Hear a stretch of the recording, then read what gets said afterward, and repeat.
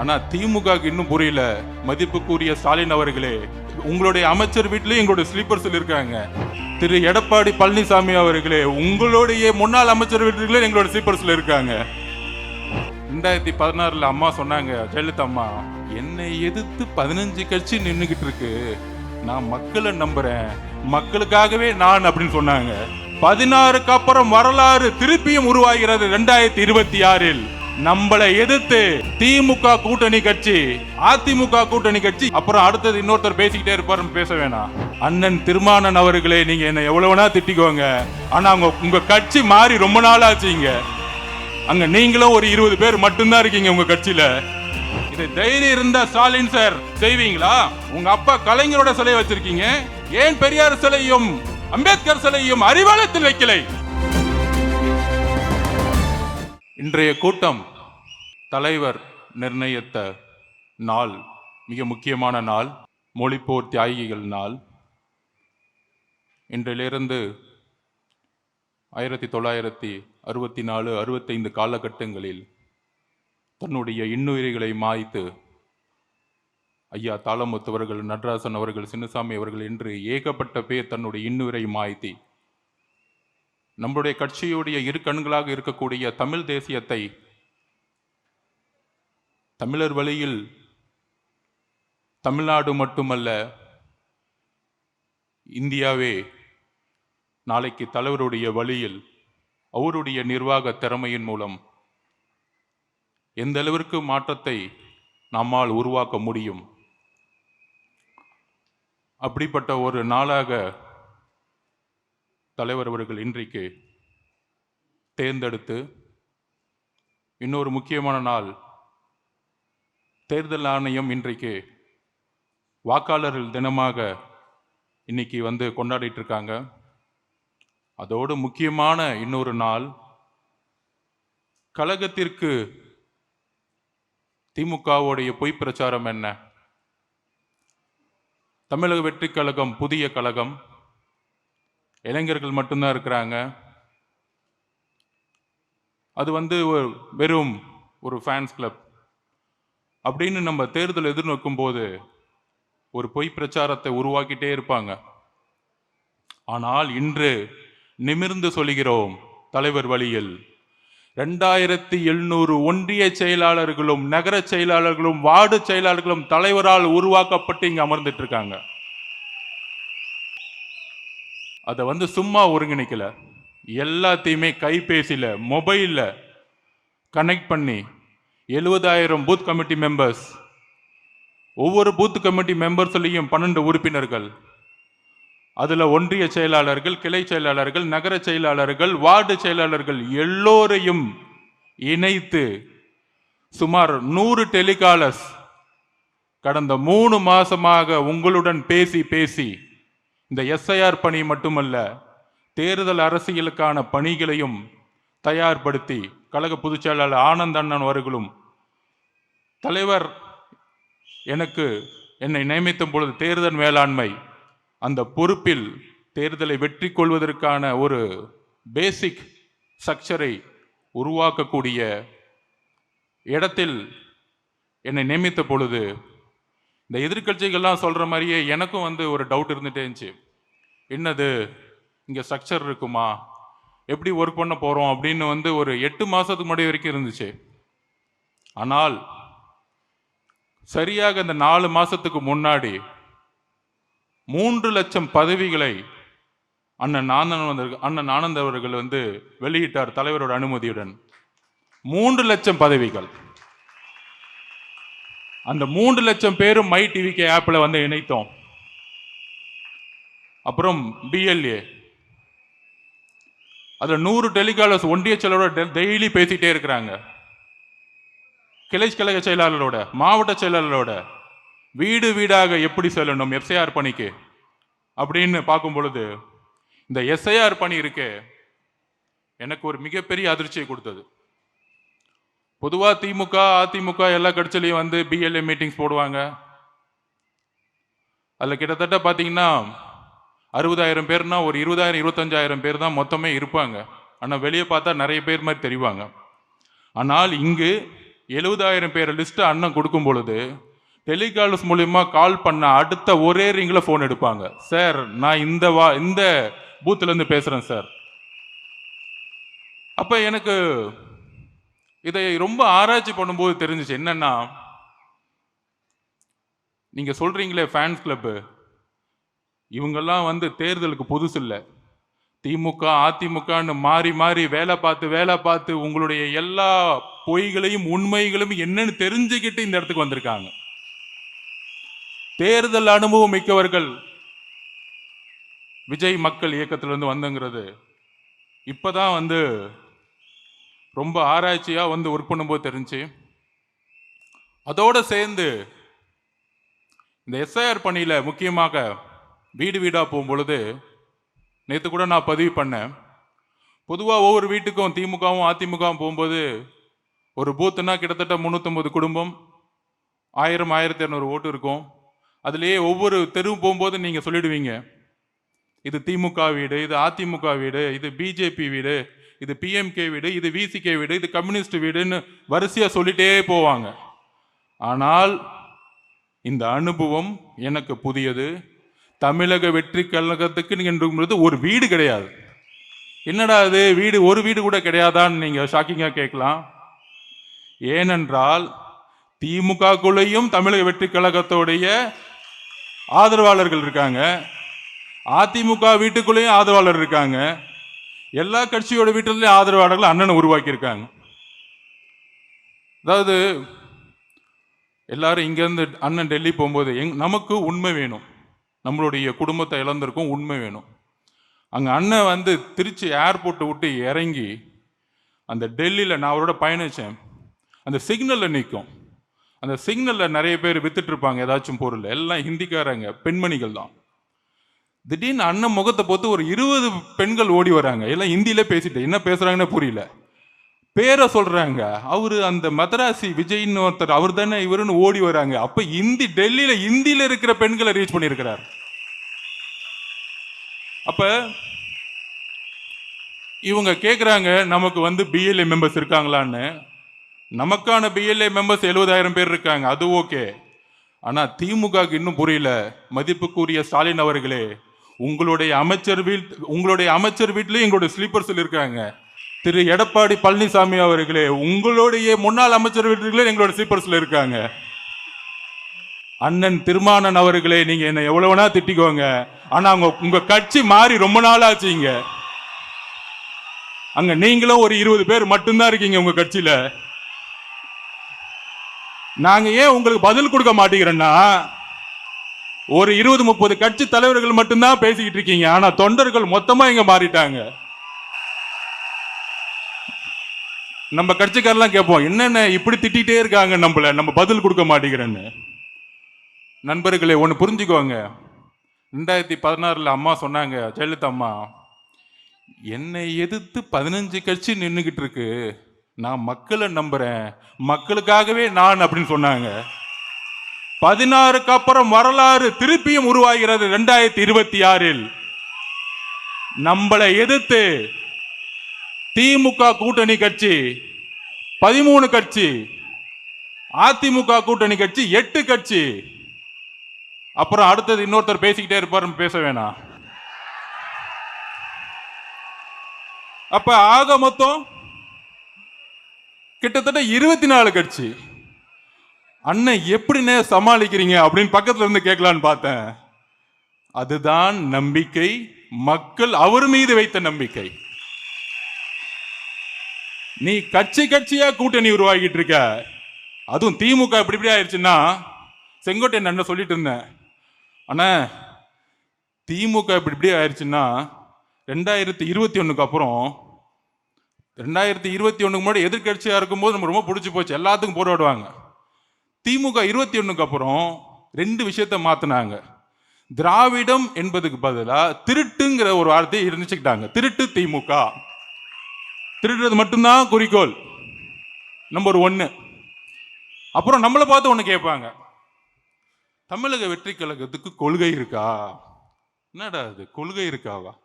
புரட்சியாளர் அம்பேத்கரையும் பெரியாரையும் இணைத்த ஒரே கட்சி 75 வருஷத்தில் தமிழக வெற்றி கழகம். இதை தைரியம் இருந்தா ஸ்டாலின் சார் செய்வீங்களா? உங்களுடைய அறிவாலயத்தில் நான் கேட்கிறேன், இன்னைக்கு பெரியாரையும் அம்பேத்கர் சிலையும் ஏன் இன்னைக்கு வரைக்கும் வைக்கல? ஏன் வைக்கல இது வரைக்கும்? உங்க அப்பா கலைஞரோட சிலையை வச்சிருக்கீங்க, ஏன் பெரியார் சிலையும் அம்பேத்கர் சிலையும் அறிவாலயத்தில் வைக்கலை? இதை சொல்லுங்க பெரியாரிஸ்டுக்கெல்லாம். அண்ணன் திருமாவளவன் இதை கொஸ்டின் கேட்கட்டும்.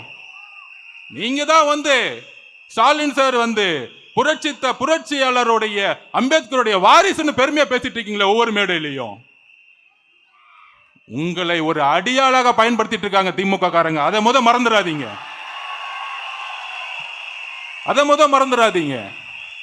அதிகாரத்துக்கு வர்றதுக்கு முன்னாடி ஒரு நிலைப்பாடு, அதிகாரத்துக்கு வந்த பிறகு ஒரு நிலைப்பாடு. நேற்று சட்டசபையில் பெருமையா பேசிக்கிறாரு. ரொம்ப சந்தோஷமா இருக்கு. என்னோட சாதனையை நானே முறியடிச்சுக்குவேன். என்னப்பா சாதனை பண்ண? அநேகமா அவருக்கு தூக்கத்தில் நடக்கிற வியாதி வந்துருந்துச்சுன்னு நினைக்கிறேன். அப்படியே தூங்கிட்டே நடந்துட்டே இருக்கிறாரு. திடீர்னு ஒரு பேப்பருக்கு எடுத்து அப்படி படிச்சுட்டு போயிட்டே இருக்கு. அதுல பாதி நம்ம தலைவரை திட்டிக்கிட்டே இருக்கிறது. ஆனா அதுல பேர் சொல்ல மாட்டாராம். அதுல வேற ஒரு பெரிய விஷயம். ஏன்பா இவ்வளவு பயம் கேக்குறேன்? உங்ககிட்ட ஆட்சி இருக்கு, அதிகாரம் இருக்கு, சொந்த புள்ள வேற இருக்கிறாரு, அடுத்த 50 வருஷம் தமிழ்நாட்டை காப்பாற்ற போறாருன்னு. என்ன சாதனை தெரியுமா? பையனை துணை முதலமைச்சர் ஆக்கிட்டார். ரொம்ப சந்தோஷமான விஷயம். அப்பா எனக்கு வயசாயிருச்சு, அதனால உன்னை உருவாக்கிட்டேன் அப்படி அப்படின்னு அப்பப்ப பிஜேபி திட்டிக்கிட்டே இரு, உன்னை அடுத்த பெரியார்னு சொல்றதுக்கு ஒரு கூட்டம் வந்துடும். அப்புறம் அம்பேத்கர் வாழ்வுன்னு சும்மா மேடையில சொல்ல, இன்னொரு கூட்டம் வந்து அடுத்த புரட்சியாளர்னு சொல்றதுக்கு. இதுவாடா தமிழ்நாடு? இதுங்கெல்லாம் தலைவருங்க 40 வருஷமா உட்காந்து மேடையில பேசிட்டு இருக்கீங்க. எங்கு கொள்கை ரீதியாக நாங்கள் பிஜேபி எதிர்க்கிறோமோ நாங்கள் அங்கு எதிர்ப்போம். நீட்டு பிரச்சனை, ஜிஎஸ்டி பிரச்சனை, ஹிந்தி மொழி திணிப்பு, எந்த இருந்தாலும் முதல் குரல் எங்ககிட்ட வரும். ஆனால் இன்னைக்கு என்ன பிரச்சனை? 2026 எதற்கான பிரச்சனை? உங்களுடைய நிர்வாக சீர்கேடு. ஒட்டுமொத்தமா ஊழல் மட்டுமே செஞ்சுட்டு இருக்கக்கூடியவங்க. நம்ம பார்த்து கொள்கை இருக்கான்னு கேட்பாங்க. நான் பெரிய பெரிய தலைவர்கிட்ட கேட்டுக்கிறேன். அண்ணன் திருமாவளவன், மார்க்சிஸ்ட் தோழர்கள், கம்யூனிஸ்ட் தோழர்கள், அவங்க நம்ம திட்டக்கூடாது. ஏன்னா அவங்க அடிப்படையில் உண்மையான நல்லவங்க. சேர்க்க தப்பு, அவ்வளவுதான். அப்ப அவங்கள பார்த்து நான் கேட்கிறேன், உங்களால் ஒரு பிரஸ் கான்ஃபரன்ஸ் நடத்தி திமுக ஊழல் இல்லாத கட்சி நிமிர்ந்து சொல்ல முடியுமா உங்ககிட்ட? நான் திருப்பி கேட்கிறேன். மதவாதத்தை நாங்கள் எதிர்க்கிறோம் உறுதியாக, இந்தி மொழி திணிப்பை நாங்கள் எதிர்க்கிறோம் உறுதியாக. ஆனால் இன்னைக்கு அண்ணன் திருமாவளவன் அவர்களோ மார்க்சிஸ்ட் கம்யூனிஸ்ட் கட்சி தோழர்களோ ஒரு மேடையில் உட்கார்ந்து இல்லை திமுக ஊழல்வாதி கட்சி இல்லை, அண்ணன் செந்தில் பாலாஜி அவர்கள் ஒரு சிறந்த கம்யூனிஸ்ட் தோழர், அண்ணன் செந்தில் பாலாஜி புரட்சியாளர் அம்பேத்கருடைய வாரிசு, நம்ம நேரு அவர்கள் பெரியாருடைய வளர்ப்பு பிள்ளை.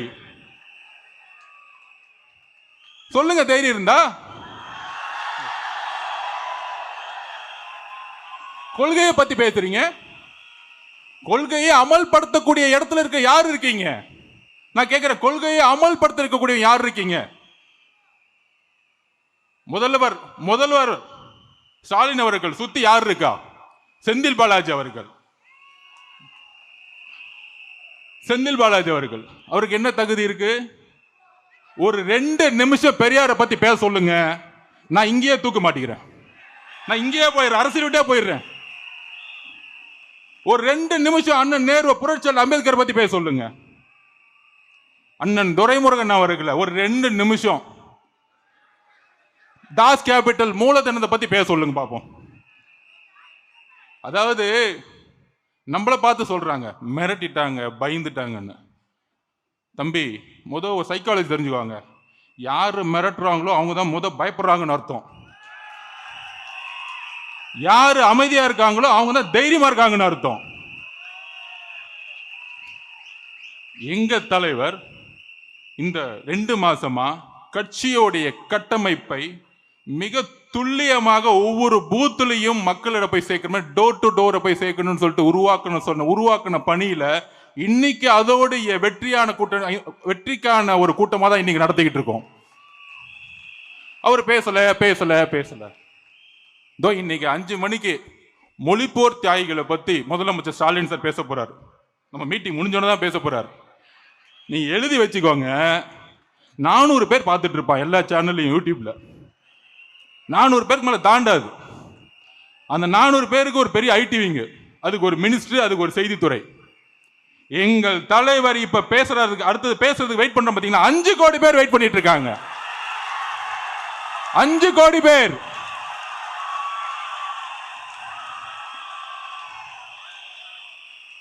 அப்ப அவர் என்ன பேச போறாருன்னு 5 கோடி பேர் பாக்குறாங்கன்னா, வேலை எல்லாம் பாக்குறான்னு நினைக்கிறீங்களா? அவர் தான் எதிர்காலத்தின் முதலமைச்சர்னு தெரியும் மக்களுக்கு. அவர் பேசுறதை ஏன் பாக்குறாங்க? வேற நாதி இல்ல. உங்களை நம்பி நம்பி நம்பி 70 வருஷம் நம்பி போச்சு, இன்னொரு கட்சி நம்பி நம்பி 60 வருஷம் போச்சு. அப்ப எங்களுக்கு இருக்கக்கூடிய புதிய நம்பிக்கை நீங்கள் ஒருவர் தான். நீங்க சொல்றது, அண்ணா சொன்னது கரெக்ட் தான். நம்மளுடைய பொதுச் செயலாளர், மக்கள் வந்து, அதுவும் பெண்கள் அமைதியா இருப்பாங்க. நீங்க பெண்கள் மட்டும் பாருங்களேன், அமைதியா இருப்பாங்க. நம்மளாச்சும் அப்படி இப்படி இப்படி அப்படி அப்படி நடந்துட்டு இருப்போம். அவங்க அமைதியா இருக்கும் போதே கால்குலேட் பண்ணிடுவாங்க, என்ன பண்ணணும் ஏது பண்ணணும். நீ 1000 ரூபாய் கொடுக்குறியா, ஓ அடுத்த மாசம் 1000 ரூபாய்க்கு போல 2000 ரூபாய் அனௌன்ஸ் பண்ண போறியா, ஆளுக்கு 2000 ரூபாய் கொடுக்க போறியா. அவங்களுக்கு தெரியும் நீங்க என்ன விலை கொடுத்து வாங்கினாலும் தமிழ்நாட்டு பெண்களை விலை கொடுத்து வாங்கவே முடியாது. அது எழுதி வச்சுக்குவாங்க. அப்படி ஒரு புரட்சி 77க்கு அப்புறம் நடந்துட்டு இருக்கு. தனியா நிக்க போறோமா, கூட்டணி. அது இல்லாம நேத்துல முந்தா பேசணும், யாரோ ஒருத்தர் அதே கூட்டில இருந்து அதே கூட்டில் ஜாயின் பண்ணிட்டாரு. இன்னும் அரசியல்னே புரியல. திடீர்னு கூட்டணியை உருவாக்குறாங்க. ஆனா அந்த கூட்டணி அப்படியே தான் 21ல இருந்து இருக்கு. ஆனா அதே கூட்டணி அனௌன்ஸ் பண்றதுக்கு ஒரு அனௌன்ஸ்மெண்ட். இதுல சில பேர் உட்கார்ந்துக்கிட்டு, தலைவருக்கு பேச தெரியல, எல்லாத்தையும் விட்டுட்டாரு, நாங்க யார்கிட்டப்பா பேசணும், நாங்க யார்கிட்ட பேசணும், யார் அமைச்சோம். அவரு மக்களோட பேசிக்கிட்டு இருக்காரு, பெண்களோட பேசிட்டு இருக்காரு, தெளிவா வந்து என்ன பண்ணணும்னு போய் பேசிட்டு இருக்கோம். சம்பந்தமே இல்லாம திரையில உட்கார்ந்துக்கிட்டு இவங்க அப்படி பண்ண முடியல, இவங்களை அப்படி பண்ண முடியல. எம்ஜிஆர் கட்சியை உருவாக்கும் பொழுது கூட்டணியை நம்பி, கூட்டணி கட்சிகளை நம்பி கட்சியை உருவாக்கல. எம்ஜிஆர் தாய் குலத்தை நம்பி உருவாக்கினார். அதே போல எங்களுடைய தலைவர் தாய் குலத்தை நம்பி மட்டுமே கட்சியை உருவாக்கினார். சோ இனிமேட்டு இந்த கொள்கை கொள்கைன்னு பேசினாங்கன்னா, ஸ்டாலின் சார் சுத்தி இருக்கிற ஒரு 10 பேர் எடுத்துக்கோங்க, கொள்கையை பத்தி ஒண்ணுமே தெரியாது. இதுல வேற மிரட்டிட்டாங்க, பயந்துட்டாங்க. சிபிஐ ஆபீஸ்க்குள்ள நுழையும் பொழுது 10 பேர் ஓடி வருவாங்க செல்ஃபி எடுக்கிறதுக்கு. எனக்கே ஷாக்கு, என்னென்ன எங்க போனாலும் உங்களுடைய ஆதரவாளர்கள் வச்சிருக்கீங்களே. அதுல முக்கியமா நிறைய பேர் இவங்களுக்கு சிம்பிள் கிடைக்குமா, அப்படி கிடைக்குமா, 234 தனித்தனியா கொடுத்து இவங்களை காலி பண்ணிடுவாங்க. நான் திருப்பியும் சொல்றேன், அண்ணா, இந்தியா முழுசும் எலெக்ஷன் கமிஷன் மேல பெரிய நம்பிக்கைகள் யாருக்கும் கிடையாது. ஆனா உங்களுடைய ஏதோ ஒரு ஃபேன் உங்களுக்காக சைனை போட்டு விசில் சின்னத்தை கொடுப்பா, யாரு எதிர்த்தாலும் பரவாயில்ல அப்படின்னு ஒரு கூட்டத்தை இந்தியா முழுசும் உருவாக்கி வச்சிருக்கீங்க பாத்தீங்களா. ஒரு நேர்மையான ஒரு அதிகாரி உங்களுக்காக, உங்களுடைய முகத்திற்காக ஒரு சைனை போட்டாரு பாத்தீங்களா, எனக்கே ஷாக்கு.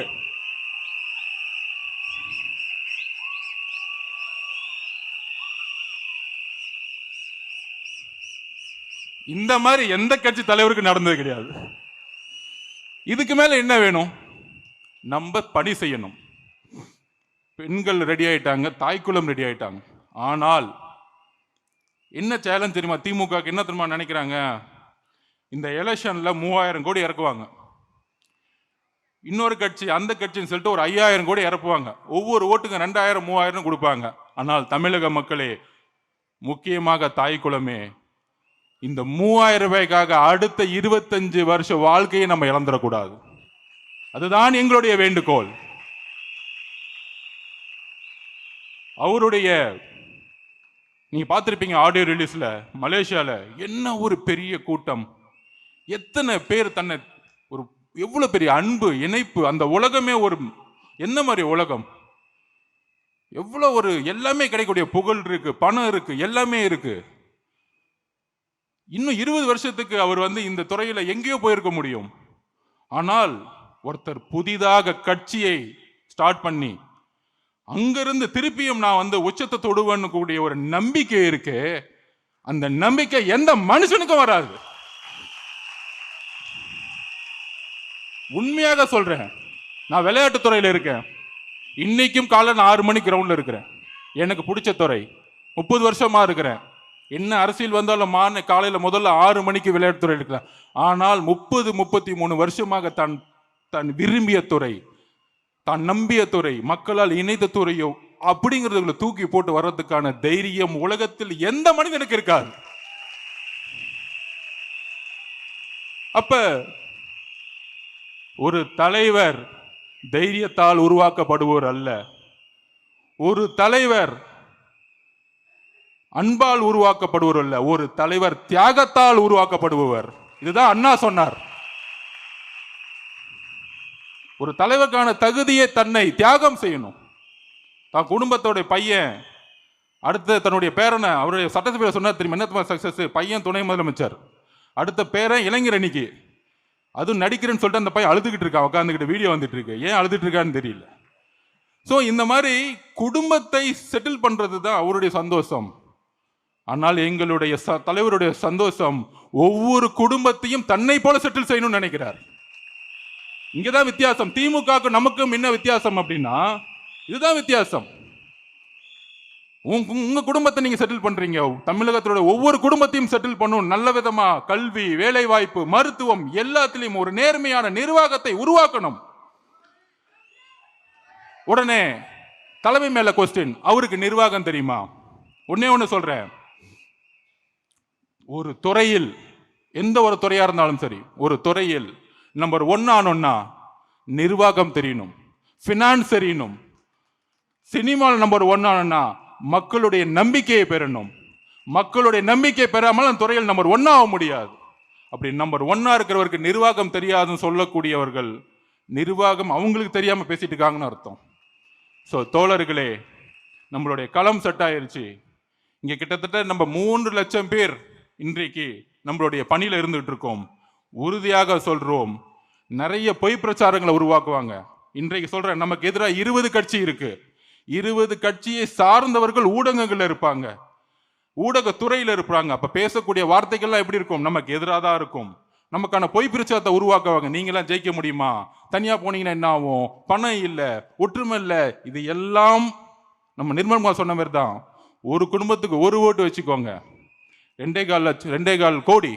திமுக வாங்கினது 2,09,00,000 போன எலெக்ஷன்ல. அவ்வளவுதான். இப்பயே நம்ம திமுகவை மீறிட்டோம். ஒற்றுமையாக இருந்து களம் காண்போம். நம்மளால் வரலாற்றை உருவாக்க முடியும். எதிர்காலத்தை உருவாக்க நிகழ்காலத்தில் நாம் அர்ப்பணிப்புடன், தியாகத்துடன் பயணிப்போம். நன்றி, வணக்கம்.